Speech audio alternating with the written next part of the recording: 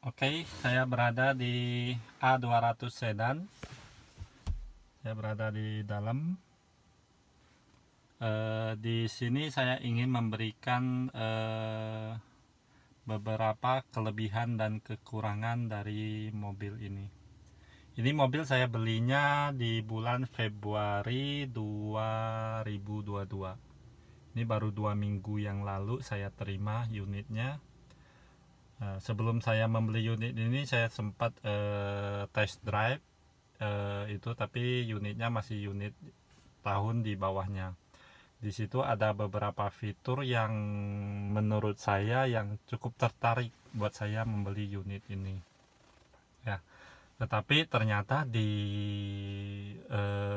versi yang 2022 malah fitur itu hilang.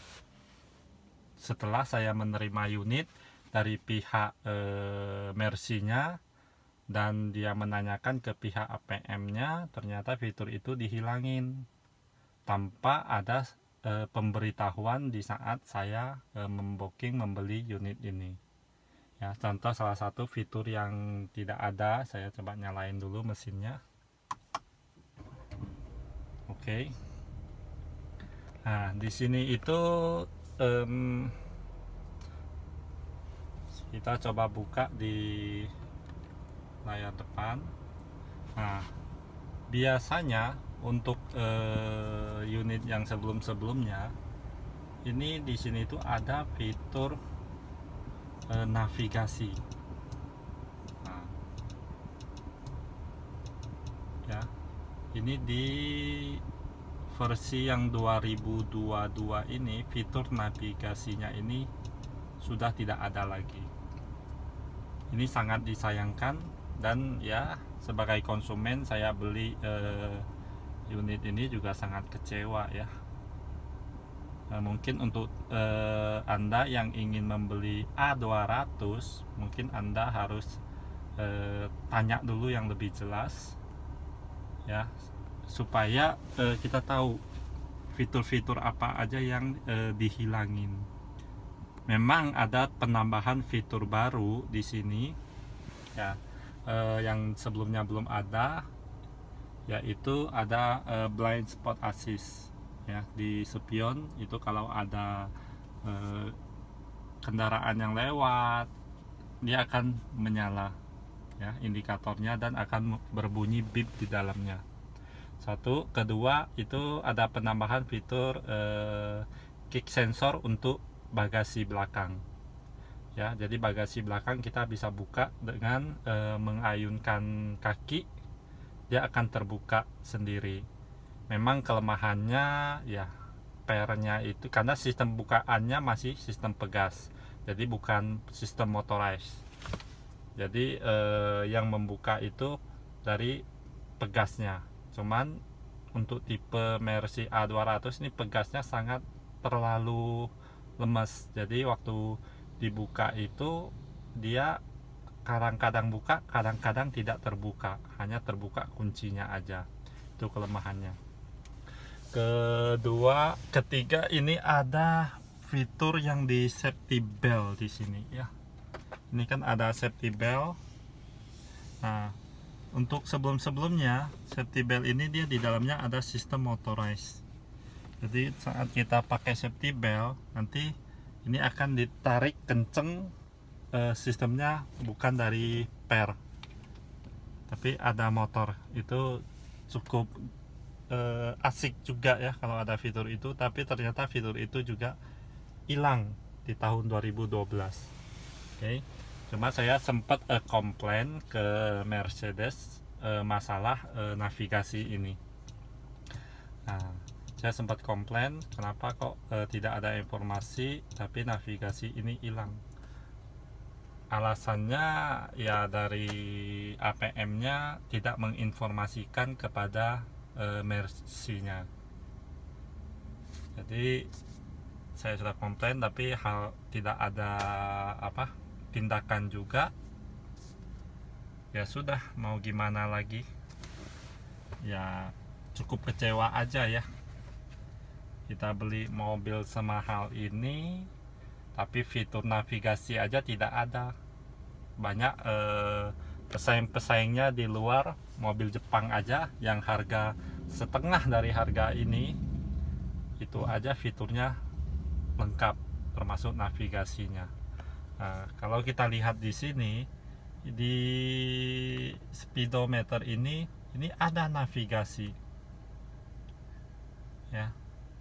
Makanya saya bingung, di sini ada navigasi tapi kita buka navigasi tidak tersedia karena di instrumen sininya di digit multimedia tidak ada menu navigasi ya. Saya tidak tahu ini masalahnya hanya di software aja, tinggal install atau apa, tapi dari pihak APM itu bilang tidak ada. Ini udah hilang, tidak ada di versi tahun 2022. Terus di sisi kanan speedometer di sini ada navigasi, tapi navigasi ini tidak berfungsi karena ya mungkin softwarenya tidak ada. Jadi sistem navigasi ini semua tidak bekerja. Okay. Untung mungkin di sini multimedianya ini masih support mendukung Android Auto dan Apple CarPlay. Jadi kita bisa konekin Android Auto di sini. Contohnya di sini aplikasi kita bisa mengkonekin Android Auto dengan mencolokkan kabel ya langsung ke handphone kita. Ini bisa aktif dan di situ kita bisa membuka map ya, membuka Google Map dan lain-lainnya. Nah, kita bisa menggunakan fitur itu. Tapi sangat disayangkan fitur navigasi bawaannya ini sendiri sebenarnya cukup lengkap tapi malah tidak ada. Ini sangat mengecewakan sekali buat saya ya.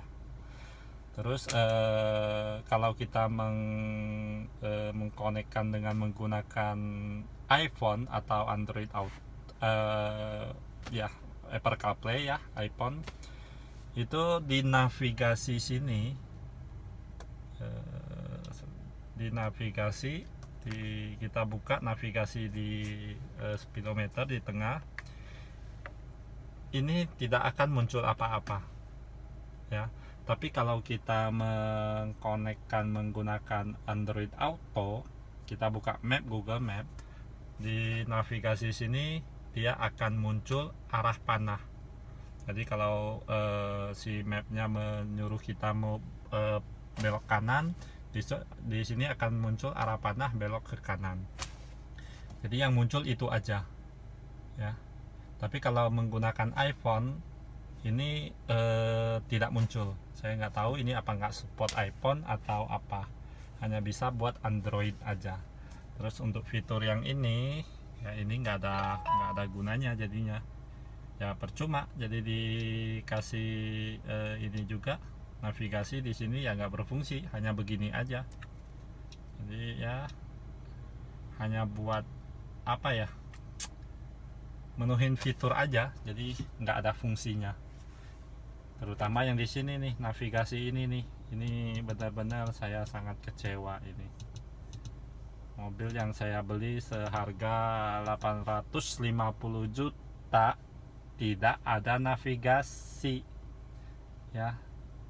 Ini padahal tanpa informasi, dan test drive-nya di tahun sebelumnya itu navigasi itu ada, malah di tahun 2022 di mana pesaing-pesaingnya itu banyak menambah fitur, ini malah fiturnya hilang ya.